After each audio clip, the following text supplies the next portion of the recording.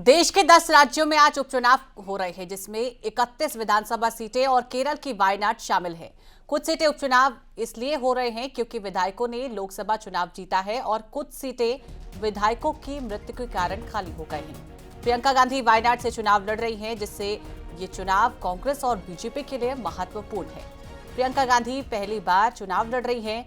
वायनाड में वोटिंग के बीच प्रियंका गांधी इलाके में पहुंची और लोगों से लोकतंत्र के महापर्व में हिस्सा लेने की अपील की।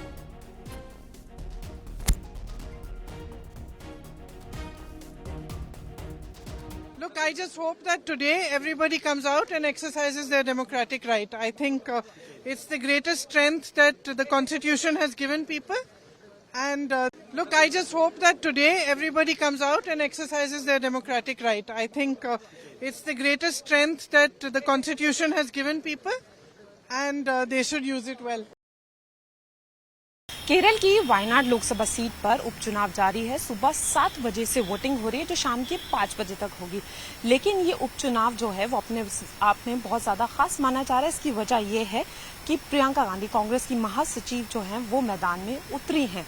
हालांकि जो उनकी टक्कर है वो बीजेपी के कैंडिडेट नव्या हरिदास से मानी जा रही है, यानी एनडीए से मानी जा रही है। लेकिन लोग ये भी कह रहे हैं कि एलटीएफ, कांग्रेस और एनडीए में आपस की टक्कर है। वहीं अगर हम चुनावी विश्लेषण की बात करें तो उन लोगों का कहना है कि नहीं, यहाँ पर कांग्रेस और बीजेपी की जो है वो आसपास टक्कर है। यहाँ उपचुनाव क्यों हो रहा है? क्योंकि राहुल गांधी 2019 के बाद 2024 में यहाँ पर जीते थे, लेकिन उसके बाद उन्होंने इस्तीफा दे दिया था और ये सीट खाली थी। अब ये कांग्रेस के लिहाज से भी बहुत ज्यादा खास हो जाता है और प्रियंका गांधी के लिए इसलिए भी खास हो जाता है क्योंकि उनके लिए एक ही परीक्षा है, क्योंकि वो मैदान में उतर रही हैं। बहुत सारे लोगों को उम्मीदें थी, सबको इंतजार था कि कब प्रियंका गांधी जो है वो एक राजनीतिक तौर पर जो है वो सामने आएंगी। हालांकि आज सुबह ही राहुल गांधी ने जो है एक राजनीतिक संदेश भी दिया है। ट्वीट कर उन्होंने लोगों से अपील की है कि उनकी बहन प्रियंका गांधी के लिए ज्यादा से ज्यादा वोट किया जाए, और ऐसा इसलिए किया जाए कि अगर वो वहां से जीतती हैं तो लोगों के पास वायनाड से एक मजबूत आवाज होगी जो संसद तक पहुंचेगी और वो उनके मुद्दे रखेंगी, और वायनाड में जो भी चीजें बेहतर होनी चाहिए वो उनके आने से होंगी। तो कहीं ना कहीं एक राजनीतिक संदेश सामने आ रहा है। वहीं अगर कांग्रेस पार्टी यहाँ से जीतती है तो जो कांग्रेस पार्टी का जो गढ़ है वो तो बच जाएगा, और उसके साथ साथ जो दबदबा बना है वो भी कंटिन्यू होगा। तो कहीं ना कहीं लोगों को तो उम्मीदें हैं, और कांग्रेस पार्टी के लिए भी ये चुनाव बहुत ज्यादा अहम हो जाता है और महत्वपूर्ण हो जाता है।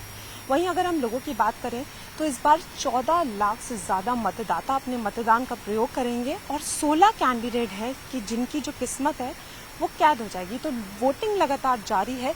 ऐसे में जो है वो टक्कर भी है बीजेपी और कांग्रेस के बीच। अब ये देखना होगा कि किसको चुना जाता है, क्या नव्या हरिदास या प्रियंका गांधी, कौन जो है वहां पर जीतता है। लोगों को उम्मीद कांग्रेस से ज्यादा है, और अगर ऐसा हो जाता है तो जिस तरीके से अभी तक राहुल गांधी के चलते जो दबदबा बना था वो कायम रहेगा, और जो वायनाड में जो सीट कांग्रेस के हिस्से में आई है वो भी कांग्रेस तक जो है आगे पहुंचेगी। अब देखना ये होगा कि वोटिंग के बाद क्या रहता है और रिजल्ट किसके पक्ष में जाते हैं। कैमरामैन नरेश के साथ फराह खान, न्यूज़ 18 दिल्ली।